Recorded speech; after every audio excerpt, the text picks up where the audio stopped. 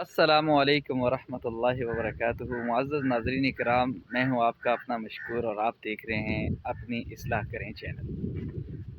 آج آپ کے سامنے ایک بات کرنا چاہ رہا تھا۔ جیسا کہ سوشل میڈیا پہ آپ دیکھ رہے ہیں کہ ایک دو دن سے کافی ساری پوسٹ جو ہیں وہ سامنے آ رہی ہیں، اور جس میں دکھایا جا رہا ہے کہ مظلوم مسلمان نماز تراویح ادا کر رہے ہوتے ہیں، اور دہشت گرد گروپ اسرائیل کی طرف سے جو تھا اس نے نمازیوں پہ آ کے جو ہے وہ گولیاں برسانا شروع کی، اور نمازی اپنی نماز کو ڈسٹرب کرتے ہوئے ادھر ادھر بھاگ رہے ہیں اور مسجد خالی کر رہے ہیں۔ یہ جی ہاں، میں مسجد اقصی کی بات کر رہا ہوں۔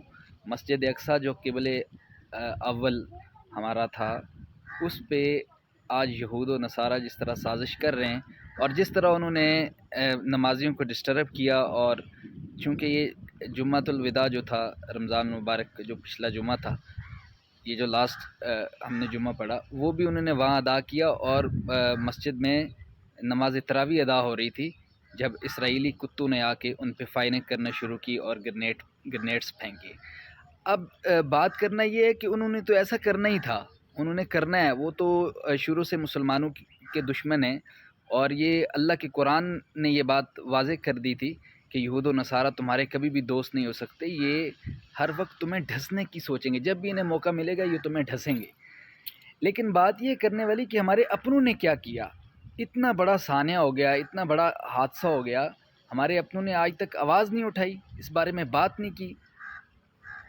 میں نے صرف ایک بیان سوشل میڈیا پہ دیکھا جو طیب اردغان کا تھا، اور انہوں نے بڑے اچھے جو ہے وہ پوائنٹس کو سامنے لایا کہ بھئی تمام امت مسلمہ کو مل کے اس کے بارے میں کوئی مذمتی قرارداد جو ہے وہ پیش کرنی چاہیے کہ اس طرح کے بار بار واقعات نہیں ہونے چاہیے۔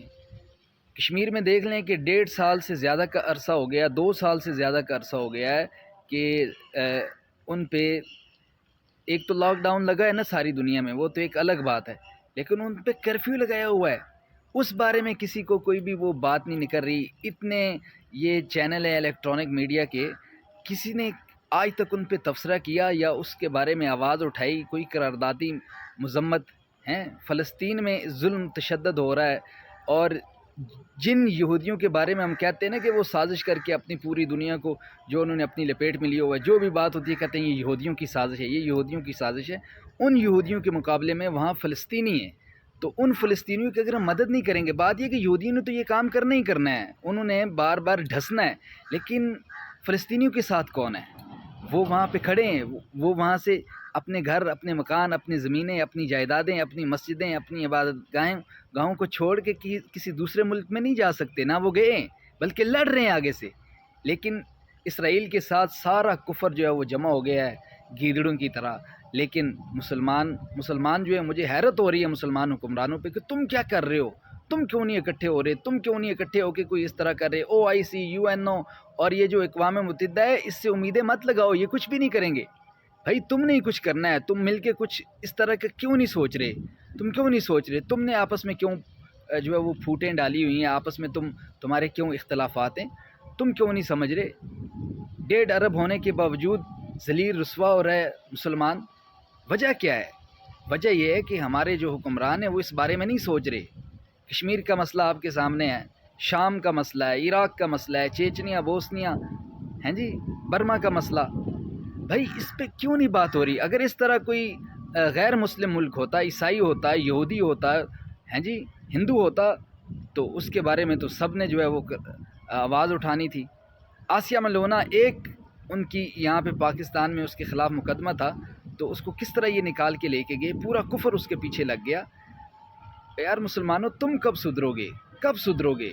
مسجد اقصی پہ اتنا بڑا سانحہ ہوا، اتنا بڑا حادثہ ہوا، کسی کی طرف سے کوئی بات نہیں۔ میری پرزور اپیل ہے مسلمان حکمرانوں سے کہ بھائی اب جاگ جاؤ، اب جاگ جاؤ، سمجھ لیں ہم تو آپ کے پیچھے ہیں۔ اگر آپ ہی ہمیں اجازت نہیں دیں گے کوئی کام کرنے کی تو ہم کس طرح کر سکتے ہیں؟ کس طرح کر سکتے ہیں؟ اب بات یہ کرنے والی، حکمران تو ٹونر ہوتا ہے، حکمران تو عوام کے جذبات کو ابھارتا ہے، لیکن اگر حکمران ہی اس طرح ہو کہ وہ بالکل خبر کو اس طرح دبا لیں، اس طرح چھپا لیں، اس طرح اس پہ پردہ ڈالیں کہ بھائی خبریں دینے والے جو ادارے ہیں وہ بھی اس پہ بات نہ کریں. تو میں کہتا ہوں کہ اس سے زیادہ دکھ والی بات نہیں ہے. اور بڑے دکھ سے کہہ رہا ہوں کہ ہمارے حکمران جو ہیں وہ ابھی تک سو رہے ہیں، جس طرح نشے کی حالت میں ہوں، جس طرح انہیں کسی کا کچھ پتہ ہی نہ ہو. حالانکہ حضرت عمر رضی اللہ تعالیٰ عنہ نے فرمایا تھا کہ اگر درائے فرات کے کنارے ایک بکری کا بچہ بھی پیاسا مر جاتا ہے، اور ایک دوسری روایت میں ہے کہ ایک کتے کا بچہ بھی اگر پیاسا مرتا ہے تو اس کے بارے میں بھی عمر سے پوچھا جائے گا. تو یار ایک مسلمان، جن مسلمانوں نے تمہیں سلیکٹ کر کے، تمہیں ووٹ دے کے اوپر لے کے آئے، اس عہدے تک لے کے آئے، اور اسی لیے لے کے آئے کہ تم میں یہ کوالٹیز ہیں، تم بات کر سکتے ہو. اگر تم بھی بات نہیں کرو گے، کشمیری مسلمانوں کے لیے آواز نہیں بنو گے، فلسطین کے مسلمانوں کے لیے آواز نہیں بنو گے، چیچنیا، بوسنیا، عراق، شام کے مسلمانوں کے لیے، برما کے مسلمانوں کے لیے آواز نہیں بنو گے، تو مجھے بتاؤ نا، تم اس پلیٹ فارم پہ جا سکتے ہو جس پلیٹ فارم پہ میں ادنا حقیر فقیر بندہ نہیں جا سکتا؟ وہاں پہ تم بات کر سکتے ہو. او بھائی، یہ جو سلامتی کونسل ہے، OIC ہے، اس سے امیدیں نہ لگاؤ. اس نے کچھ نہیں کرنا. میں مشورہ دے رہا ہوں، تمام مسلم امہ جو ہے وہ ایک ہو جائے. جتنے بھی مسلمان ممالک ہیں یہ سارے حکمران ایک ہو جائیں اور اس بارے میں میٹنگ کریں. میں کہہ رہا ہوں کہ عید سے پہلے میٹنگ اس میں فکس کریں، اور یہ دن فکس کریں. بے شک عید کے بعد میٹنگ ہو جائے، لیکن اس ایشو پہ بات ہونی چاہیے. دیکھیں، پہلے کشمیر کے مسلمانوں کے لیے جب آواز اٹھائی تھی تو بعض اسلامی ممالک نے کہا تھا کہ اس کو امت کا مسئلہ مت بنائیں. آج دیکھیں، آج قبلہ اول پہ حملہ ہوا اور مسلمانوں کو وہاں پہ گولیاں ماری گئی، گرینیڈز پھینکے گئے. اگر اب بھی یہ امت کا مسئلہ نہیں ہے تو مجھے بتاؤ مسلمان حکمرانوں کہ امت کا مسئلہ کیا ہوتا ہے؟ امت کا مسئلہ کیا ہے؟ امت کا مسئلہ یہ ہے کہ تم اپنی تجوریاں بھرو ہیں؟ یہ امت کا مسئلہ ہے؟ اس سے امت کو فائدہ ہوگا؟ نہیں.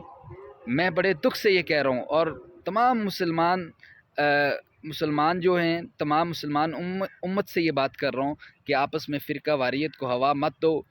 سارے ایک ہو جاؤ، سارے ایک ہو جاؤ.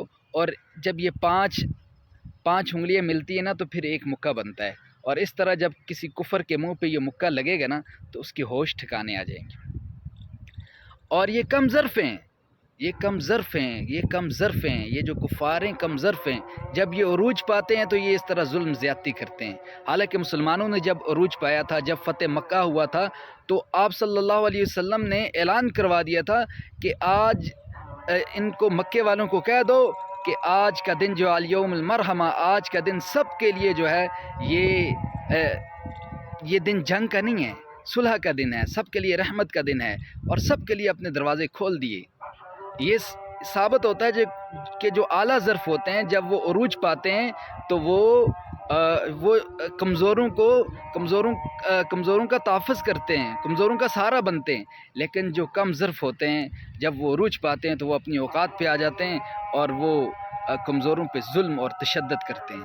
تو مسلمانوں، یہ رمضان میں جس طرح آپ نمازیں پڑھ رہے ہو، جس طرح آپ اللہ کا خوف دل میں رکھ رہے ہو، تو میری مسلمان نوجوانوں سے اور تمام مسلمان بہنوں بھائیوں سے اپیل ہے کہ آئندہ بھی، آگے رمضان ختم ہو گئے، غیر رمضان میں بھی اس طرح عبادتیں کرنا اور اللہ سے دعائیں مانگنا، اور تمام امت کے لیے دعائیں مانگنا کہ تمام امت ایک ہو جائے، ساری امت ایک ہو جائے، ساری. اور جب ہم الگ الگ ہو جائیں گے، ہم کہیں گے نہیں جی وہ تو شامی ہے، نہیں جی وہ تو کشمیری ہے، نہیں جی وہ تو عراقی ہے، وہ تو فلسطینی ہے. تو یہ بات یاد رکھنا، آج اگر فلسطینیوں کی باری ہے، آج اگر کشمیر کی باری ہے، تو کل تمہاری ہو سکتی ہے. کوئی نہیں رہے گا اگر ایک نہیں ہوگے. اگر ایک ہو جاؤ گے تو کوئی تمہاری طرف آنکھ اٹھا کے نہیں دیکھے گا. او بھائی، یہ ساری معیشتیں، یہ ساری چیزیں جو انہوں نے بنائی ہیں نا، اگر تم ایک کام کر لو، ایک کام، یہ ساری معیشت تمہاری ہو سکتی ہے، یہ سارا پیسہ تمہارا ہو سکتا ہے.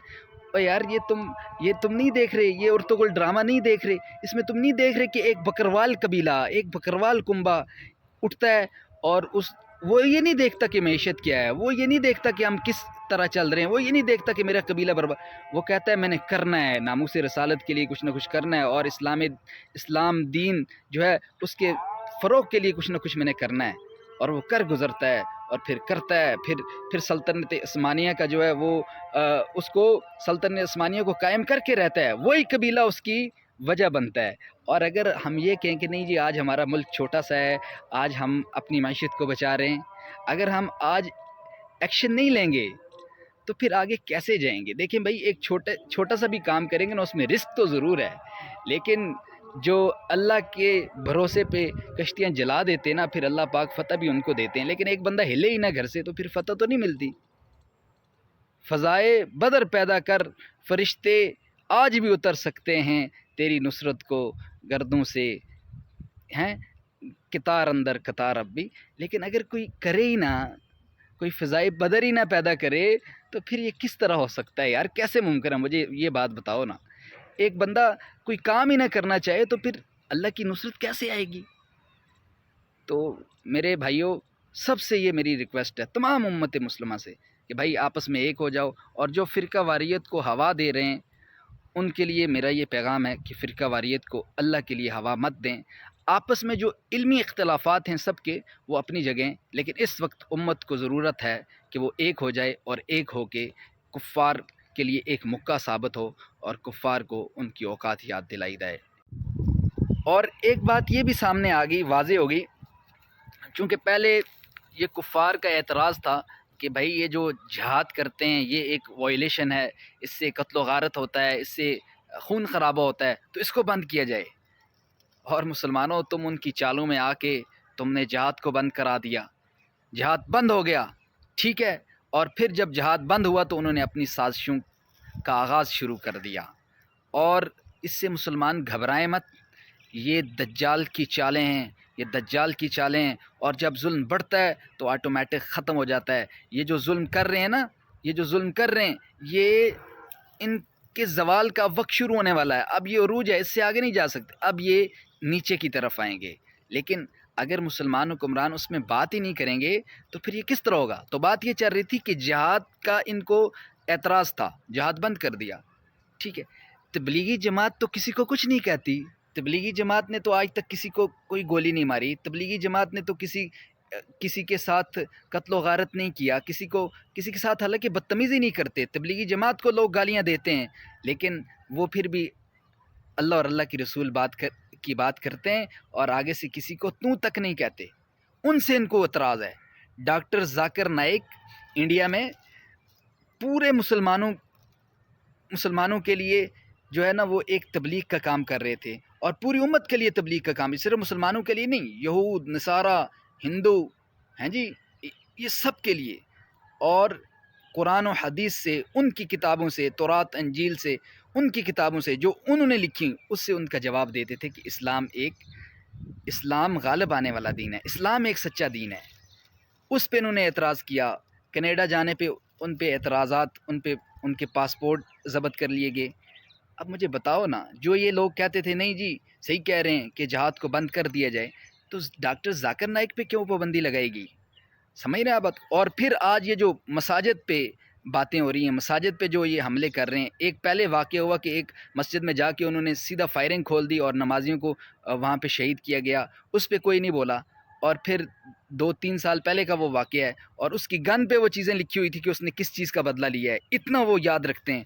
اور آج جو ہے یہ اسرائیل نے فلسطین میں یہ معاملہ کیا، تو مسلمان حکمرانوں مجھے بتاؤ نا، تم کب آواز اٹھاؤ گے؟ کب آواز اٹھاؤ گے؟ اب اٹھاؤ۔ اگر اب تم آواز نہ اٹھا سکے تو کبھی بھی تم آواز نہیں اٹھا سکتے۔ ابھی بھی ٹائم ہے، ابھی بھی وقت ہے۔ اللہ سے توبہ کریں اپنے گناہوں کی، اور ایک غیرت مند حکمران ہونے کا ثبوت دیں۔ اور مجھے اپنے جو وزیر اعظم صاحب ہیں ان سے پوری امید ہے کہ انشاءاللہ وہ اس بارے میں کوئی حکمت عملی اپنائیں گے، اور پاکستان حکومت اور پاکستان عوام اس کی پرزور مذمت کرے گی، اور مذمتی قرارداد جو وقتی طور پہ ایک انہوں نے ڈھونگ سا رچایا ہوا ہے سلامتی کونسل، اس میں پیش کریں گے، اور دیکھیں گے اگر حل نہیں نکلا تو پھر کوئی مسلمان حکمران مل کے حل نکالیں۔ ہاں، بار بار اس طرح نہیں ہوتا، مومن ایک ہی سوراخ سے بار بار نہیں ڈھسا جاتا۔ اگر تم دیکھ رہے ہو کہ بار بار اس طرح ہے تو بائیکاٹ کر دو، سلامتی کونسل سے بائیکاٹ کر دو، ہاں بالکل، اور مسلمان اپنی ایک یونین بناؤ۔ مجھے امید ہے کہ آپ اس بات کو سمجھ کے ہوں گے، اور مجھے سپورٹ بھی کریں گے، اور مجھے کوآپریٹ بھی کریں گے۔ والسلام علیکم ورحمۃ اللہ وبرکاتہ۔